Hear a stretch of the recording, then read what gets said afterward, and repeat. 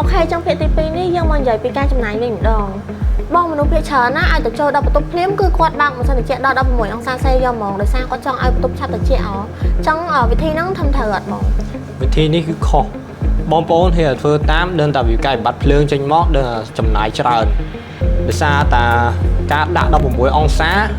វាមិនបានធ្វើឲ្យឆាប់ត្រជាក់ភ្លាមនោះទេតែវាធ្វើឲ្យកុំព្យូទ័រវាប្រឹងខ្លាំងបើយល់ល្អគឺយើងសេតដាក់24ទៅ26ជាមុនសិនដើម្បីឲ្យខ្យល់ត្រជាក់របស់វាសាយភាយពេញបន្ទប់បន្ទាប់មកចាំយើងសេតដាក់16តាមក្រោយចុះមកងារត្រៃម៉ូតវិញបងខ្ញុំលើគេថាពេលផឹក5មកងារហ្នឹងទៅជួយសំចៃភ្លើងបានច្រើនត្រូវអត់កុំទៅជឿតាមគេពេកម៉ូតត្រៃប្រើសម្រាប់តែពេលមេភ្លៀងនិងបន្ទប់ដែលមានសម្ដែងខ្លាំងបើប្រើនៅពេលខែក្តៅគឺវាអត់ត្រជាក់ហើយធ្វើឲ្យស្បែករបស់យើងស្ងួតទៀតយល់ល្អគឺប្រើ mood cool ហើយកំណត់ fan speed ឲ្យខ្លាំងបន្តិច